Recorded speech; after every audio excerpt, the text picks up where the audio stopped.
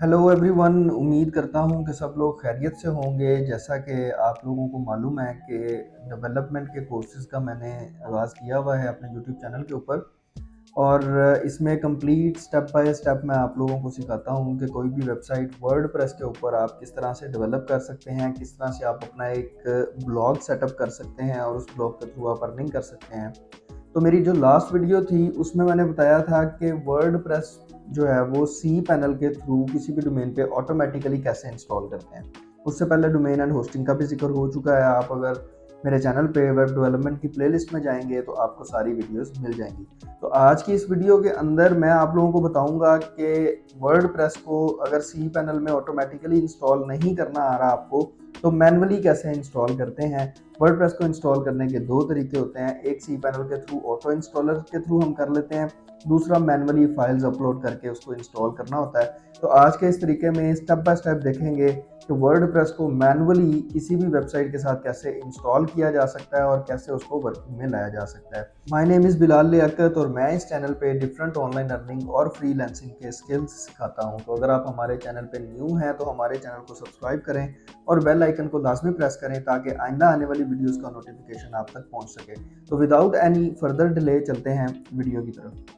तो सबसे पहले आपने गूगल पे जाना है और वहाँ पे आपने लिखना है डाउनलोड वर्डप्रेस और उसके बाद आपने ये जो पहला लिंक आ रहा है इसको आपने ओपन कर लेना है। जब आप इसको ओपन करेंगे तो कुछ इस तरह से वेबसाइट आपके सामने ओपन हो जाएगी और यहाँ पे आप डाउनलोड वर्डप्रेस 6.3 या 6.3 या जो भी लेटेस्ट वर्जन होगा वो यहाँ पे आ रहा होगा।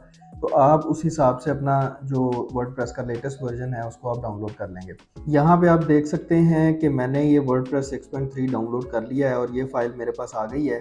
अब हम आ जाएंगे स्ट्रेट अवे अपने सी पैनल की तरफ। जिस तरह से ये आपके सामने सी पैनल ओपन है और ये मेरी मेन डायरेक्टरी ओपन है। अब सी पैनल तक कैसे आना है, होस्टिंग और डोमेन में मेरी जो सबसे पहली वीडियो है वो आप लोग देखेंगे जिसमें डोमेन और होस्टिंग का मैंने बहुत डिटेल के साथ एलेबोरेट किया है कि ये दोनों क्या हैं, इन दोनों को कनेक्ट कैसे करना है और सी पैनल तक कैसे पहुंचना है।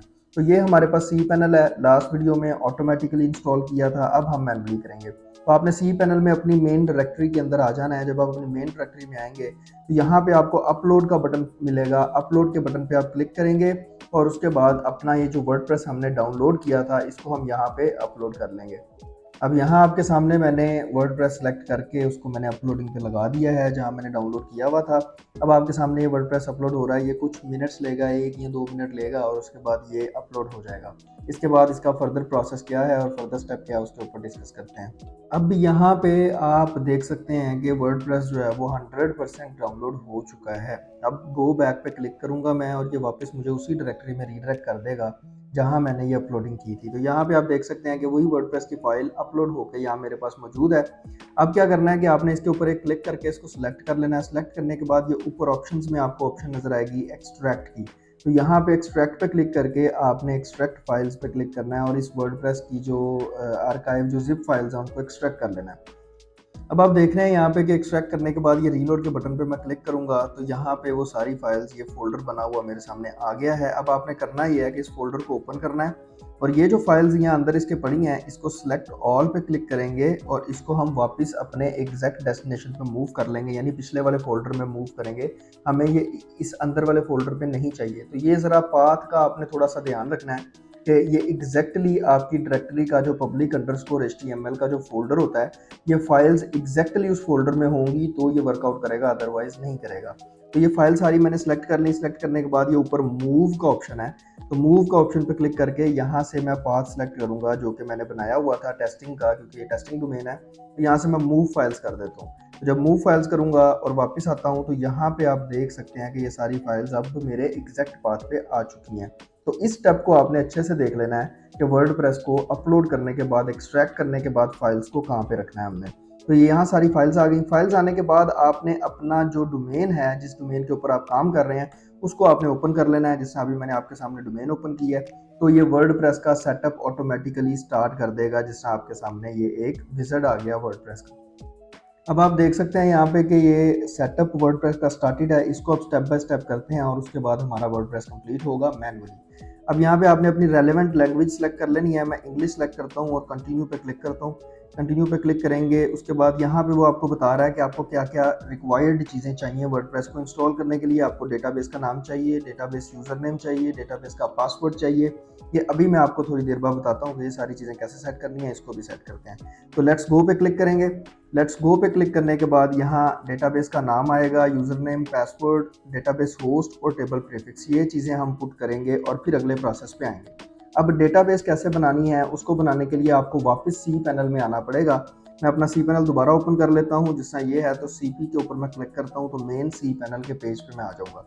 मेन सी पैनल के पेज पे आने के बाद यहाँ पे आपके पास डेटाबेस का एक ऑप्शन होगा, वो आपने फाइंड आउट करना है। जिस तरह ये आपको नज़र आ गया, उसके बाद माई एसक्यूएल डेटाबेस पे क्लिक करना है आपने, और यहाँ से हम एक डेटाबेस क्रिएट करेंगे जो कि हम इस वर्डप्रेस को असाइन करेंगे।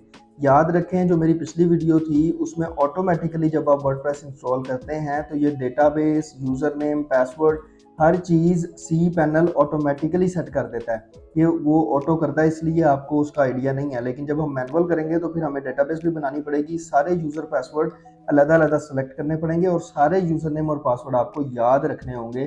किसी एक फ़ाइल को बना के उसके अंदर आप ये सारे सेव कर लें ताकि आपको ज़रूरत के वक़्त ये काम आ सकें। तो यहाँ पे मैं एक न्यू डेटाबेस बनाता हूँ आपके सामने। मैं यहाँ पे इसको भी टेस्टिंग का ही नाम दे देता हूँ। तो टेस्टिंग का नाम देने के बाद आप क्रिएट डेटाबेस पे क्लिक करेंगे। डेटाबेस आपके सामने क्रिएट हो चुकी है। उसके बाद गो बैक पे क्लिक करेंगे और यूज़र नेम और पासवर्ड भी हमें चाहिए, तो हम यहाँ पे इसी डेटाबेस के लिए एक यूज़र भी बना लेंगे। यहाँ आपको थोड़ा सा स्क्रॉल डाउन करेंगे तो ऐड न्यू यूज़र का ऑप्शन नज़र आएगा। तो यहाँ पे मैं टेस्टिंग ही लिखता हूँ। आपको एक बात यहाँ पे मैं बता दूँ कि हर किस्म की वेबसाइट के ऊपर, हर किस्म के सी पैनल के ऊपर ये स्टेप्स सेम ही रहेंगे, इसलिए आपको प्रॉब्लम नहीं होगी। यही स्टेप्स होंगे और इन्हीं स्टेप्स के थ्रू आपने काम करना होगा। तो टेस्टिंग में यूज़र नेम रख लेता हूँ, उसके बाद पासवर्ड है तो पासवर्ड जनरेटर से मैं एक पासवर्ड जनरेट करवा लेता हूँ जो कि मैं अपने पास सेव कर लेता हूँ ताकि उधर जहाँ पे मैं वर्डप्रेस इंस्टॉल कर रहा हूँ मैं वहाँ इसको यूज़ कर सकूँ। तो मैं यूज़ पासवर्ड पे क्लिक करूँगा, पासवर्ड भी आ गया, क्रिएट यूज़र, तो इसी तरह से यूज़र भी क्रिएट हो गया। अब फिर से गो बैक करना है और अब इस डेटाबेस को ये वाला यूज़र कनेक्ट करवाना है। 3 स्टेप्स हैं। पहला स्टेप डेटाबेस मैंने बनाई, दूसरा स्टेप मैंने डेटाबेस का यूज़र नेम बनाया और पासवर्ड सेलेक्ट किया। अब तीसरा स्टेप ये है कि इस डेटाबेस को उस यूज़र के साथ कनेक्ट करना है, वो भी यहीं से होगा। तो थोड़ा सा मैं नीचे मज़ीद आता हूँ तो यहाँ पे आपको ऐड यूज़र टू डेटाबेस का ऑप्शन मिलेगा। तो इन दोनों में हम टेस्टिंग सेलेक्ट कर लेंगे, टेस्टिंग, और उसके बाद डेटाबेस भी मैंने टेस्टिंग के नाम से ही बनाई थी, तो इन दोनों को सिलेक्ट करके ऐड कर लेते हैं। अब ये हमारा यूज़र इस स्पेसिफिक डेटाबेस के साथ कनेक्ट हो चुका है। अब यहाँ पे आप ऑल प्रिविलेजेस सेलेक्ट करेंगे और मेक चेंजेस पे क्लिक करेंगे and you are done with creating a database.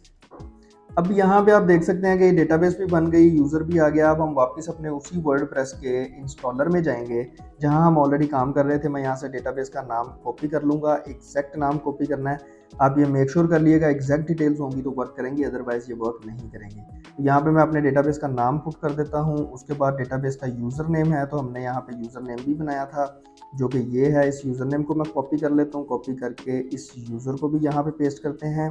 उसके बाद आपको याद है कि हमने जो है वो पासवर्ड जनरेटर से एक पासवर्ड जनरेट करवाया था, वो पासवर्ड भी मैं यहाँ पे पुट करूँगा। और ये डेटाबेस होस्ट को आपने लोकल पे ही रहने देना है और टेबल प्रीफिक्स भी आपने WP ही रहने देना है। इन 2 चीज़ों में आपने चेंजेस नहीं करनी। उसके बाद आपने सबमिट पे क्लिक करना है। जब आप सबमिट पे क्लिक करेंगे तो ये डेटाबेस पहले जाके चेक करेगा वहाँ पे, जैसा कि आपके सामने है कि इसने वो डेटाबेस देख ली है और अब यहाँ पे मैसेज आपको आ गया है, all right you have made this through this the part of the installation. अब आपका ये इंस्टॉलेशन कंप्लीटेड है, मतलब स्टेप्स कंप्लीटेड हैं। अब मैं रन द इंस्टॉलेशन पे क्लिक करूँगा तो मेरा वर्डप्रेस जो है वो इसके ऊपर इंस्टॉल होने का नेक्स्ट प्रोसेस स्टार्ट हो जाएगा। अब आपके सामने यहाँ पे नेक्स्ट स्टेप है, लास्ट स्टेप है अप्रोक्सीमेटली, क्योंकि यहाँ पे अब आपने अपनी साइट का नाम देना है कि आप बनाने क्या जा रहे हैं। तो मैं यहाँ पे लिख देता हूँ टेस्टिंग ब्लॉग। उसके बाद यूज़र नेम आपने सेलेक्ट करना है तो टेस्टिंग ही यूज़र नेम मैं दे देता हूँ। उसके बाद आपने पासवर्ड सेलेक्ट करना है। ये पासवर्ड किस चीज़ का है? वो डेटाबेस का था। ये पासवर्ड अब वर्डप्रेस का है जिसके थ्रू आप वर्डप्रेस का एडमिन पैनल एक्सेस कर सकेंगे। तो यूज़र नेम और पासवर्ड की एक अलग से फाइल बना के आप इन चीज़ों को लाजमी सेव करें अपने पास, ताकि ज़रूरत के वक्त आप इन चीज़ों को भूल ना जाएं और आपके काम आ सकें। एनीवेज, तो मैं पासवर्ड सेलेक्ट करता हूँ। तो पासवर्ड भी मैं फ़िलहाल पास 1 2 3 रख लेता हूँ ताकि याद रहे, क्योंकि हम तो टेस्टिंग के लिए सिर्फ ये काम कर रहे हैं। Confirm use of week password, यहाँ पे आप अपना ईमेल एड्रेस दे देंगे, जिस तरह मैं अपना ईमेल एड्रेस डाल देता हूँ यहाँ पे। And then you have to click on install WordPress. तो जब इंस्टॉल वर्डप्रेस पर क्लिक करेंगे तो आपके सामने है success WordPress has been installed, thank you and enjoy. तो अब आप लॉगिन पे क्लिक करेंगे तो आपका वर्डप्रेस यहाँ से लॉगिन हो जाएगा। जिस तरह से मैंने पासवर्ड और यूज़र नेम जो अभी रखा था वो पुट किया और ये मेरा वर्डप्रेस लॉगिन है। और अगर इसका मैं फ्रंट एंड देखना चाहूँ तो मैं वो भी अब देख सकता हूँ, इसको ओपन करके आप यहाँ पे चेक कर सकते हैं। तो ये देखें एक सिंपल सा टेस्टिंग ब्लॉग जो है, जिस तरह से हमने जो ऑटोमेटिकली cPanel से इंस्टॉल किया था वर्डप्रेस, उसमें भी ये वाला टेस्टिंग एक आ गया था और अब भी आप देख सकते हैं कि आपके सामने टेस्टिंग है। तो ये सारा एक डिटेल्ड प्रोसेस है कि आप मैनुअली cPanel के ऊपर वर्डप्रेस को कैसे इंस्टॉल कर सकते हैं। उम्मीद करता हूँ बाकी वीडियोस की तरह आज की वीडियो भी आपको अच्छी लगी होगी, और अगर वीडियो अच्छी लगती है तो इसको लाजमी शेयर किया करें, ताकि आपके एक शेयर से हो सकता है किसी ऐसे शख्स की मदद हो और वो अपना रोज़गार कमा सके। तो आज के लिए इतना ही, मिलते हैं नेक्स्ट वीडियो में।